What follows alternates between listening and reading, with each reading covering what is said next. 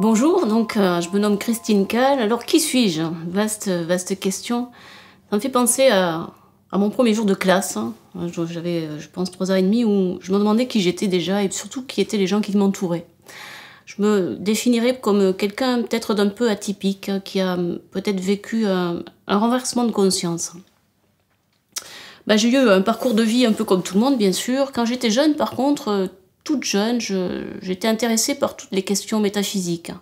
Tant et si bien que quand j'étais adolescente, je lisais beaucoup d'ouvrages sur la psychologie humaine, sur l'histoire des religions. Et je m'intéressais vraiment au sens de la vie.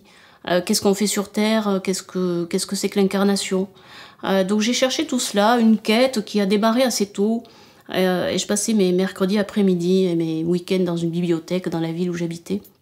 Alors j'ai fait des études d'expert comptable, 10 ans d'études, et puis au départ je voulais être avocat, défendre la veuve et l'orphelin, et j'ai vite compris que la justice humaine ne répondait pas tout à fait à mes valeurs.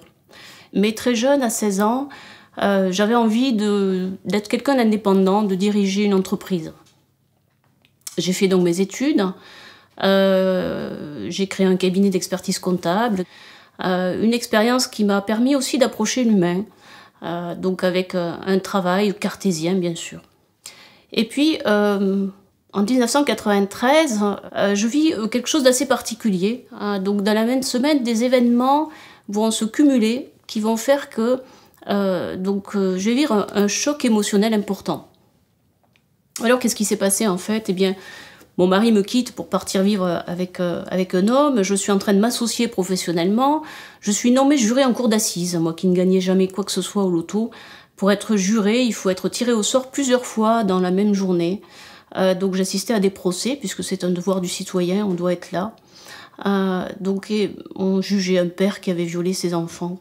C'était assez difficile pour moi, j'avais aussi une hémorragie qui va durer une semaine, et tous ces événements cumulés dans la même semaine ont provoqué comme une crise cardiaque. En fait, à l'intérieur de moi, sur le moment, dans mes souvenirs, j'avais l'impression que j'allais mourir d'une crise cardiaque. Et en fait, je vais comprendre 10 ans plus tard que mon corps astral va se décaler. Alors corps astral, ça veut dire quoi? Eh bien, nous sommes faits de plusieurs corps, donc corps physique, corps éthérique, corps astral. Donc des corps, on va dire, invisibles. Et le corps astral est le corps des émotions. Et ce corps-là va donc se dévier de son axe, ce qui va me mettre dans une situation d'ouverture médiumnique. Alors tout cela, bien évidemment, encore une fois, je le comprendrai plus tard. Mais ça commence avec la vision de ma grand-mère. La tête de ma grand-mère m'apparaît dans le pare-brise de ma voiture, alors que je suis avec des amis en voiture à Toulouse. Et tout à coup, je vois arriver une voiture de front. Le personnage qui conduisait était visiblement sous au volant. Et j'ai donné un coup de volant, a priori. Mais moi, j'ai vu le visage de ma grand-mère apparaître dans le pare-brise. Je ne me souviens pas de ce geste. Et j'avais donc des amis dans ma voiture. Le mari de mon ami, quelqu'un de totalement athée, se met à crier « C'est la main de Dieu qui nous a sauvés ». Voilà comment démarre un petit peu ma clairvoyance, si je puis dire. Quelques semaines plus tard, dans le cadre de mon métier d'expert comptable aussi, je me déplaçais chez les nouveaux clients et je me retrouve dans une demeure d'un client. Et cet homme est en train de me donner son acte notarié. En tant qu'expert comptable, j'étais en train de regarder cet acte et il me dit « Mais vous savez, ici, je suis acceptée ».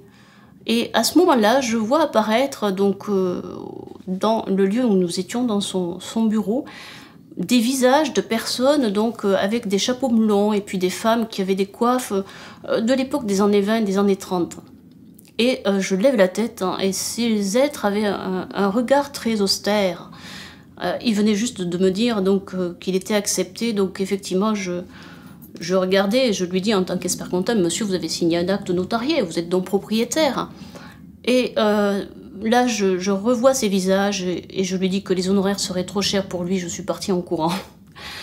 Voilà un peu les quelques scénarios qui commencent ma médiumnité, je dirais, dans cette période, donc suite à ce choc émotionnel. Et puis les années passent, j'essaie de comprendre ce qui m'arrive.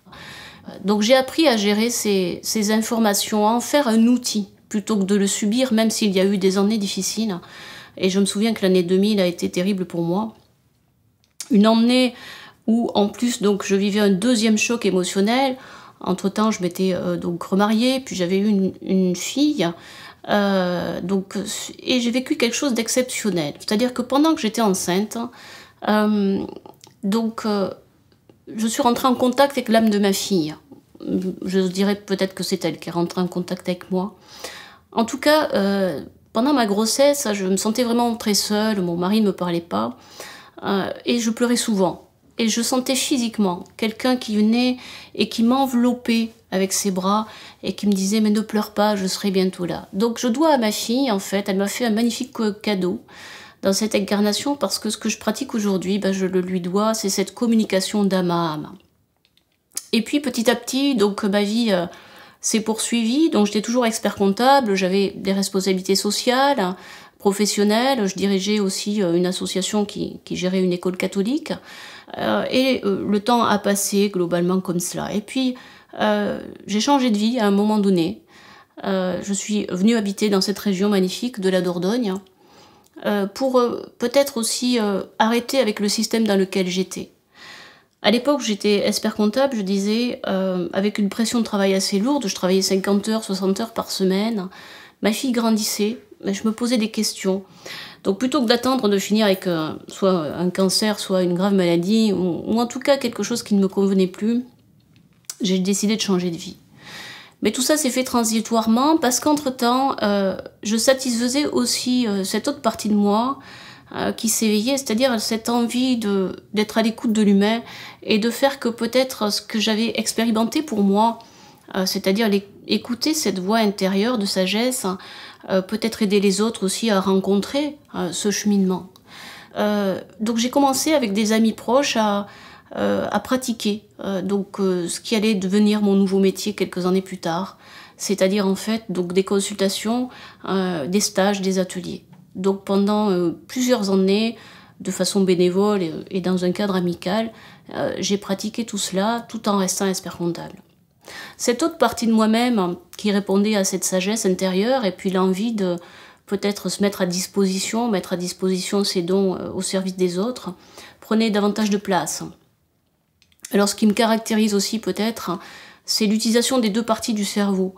Après avoir eu un cerveau gauche très actif, mon cerveau droit s'est beaucoup ouvert avec cette médiumnité, puisque le cerveau droit c'est le siège de l'intuition, de tout ce qui est créatif. Alors je m'amuse à dire souvent dans les conférences que je m'appelle Cal, et c'est vrai que le corps calleux doit être peut-être un peu développé chez moi, parce que je navigue assez facilement dans les deux parties de mon cerveau. Donc ce qui m'a amené ensuite, ayant eu un cerveau gauche alimenté et donc un métier qui m'a permis de faire un peu le tour de ce que je souhaitais, eh bien j'ai arrêté sciemment mon métier d'expert comptable en 2013 pour vraiment me lancer dans l'aventure de mettre à disposition ce don et puis de me réaliser dans ce que j'avais vraiment envie. Donc depuis 2013, je fais des conférences, des consultations, des stages. Donc voilà un petit peu qui je suis. Personnage, donc je pense un peu particulier qui a osé peut-être se réaliser soi et puis écouter surtout cette voix intérieure du cœur. Voilà, je pense que quelque part, peu de gens ont la chance de vivre un métier et de pratiquer quelque chose qui leur plaît. De mon côté aujourd'hui, je n'ai pas la prétention de travailler, j'ai l'impression d'avoir arrêté de travailler en 2013 en fait, et aujourd'hui je vis peut-être avec des moyens différents, mais tout cela est très juste, et surtout je vis quelque chose qui me nourrit, parce que lorsque je sors des stages ou des conférences et que j'ai l'impression d'avoir aidé quelqu'un, ou d'avoir accompagné tout simplement par le partage de ce qu'on peut vivre, là je sens vraiment une chaleur au niveau de mon cœur, et pour moi, c'est ça vraiment la pleine vie, la réalisation de soi dans ce qu'on vient faire et dans ce qu'on vient apporter. Tout le monde, nous venons sur Terre avec des aptitudes, donc des dons. Et je crois que tout le challenge de notre incarnation, c'est de découvrir pourquoi on est fait. Et une fois qu'on est dans ce cheminement, les choses se présentent facilement. Je ne fais rien pour développer mon activité. En fait, des personnes m'appellent ou me présentent des opportunités. Il n'y a aucune démarche de type commercial de ma part. Les choses se placent avec une certaine synchronicité, une certaine logique.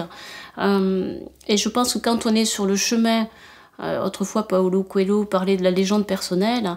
Une fois qu'on est rentré sur ce cheminement-là, je crois que le chemin se place et on n'a plus qu'à le suivre.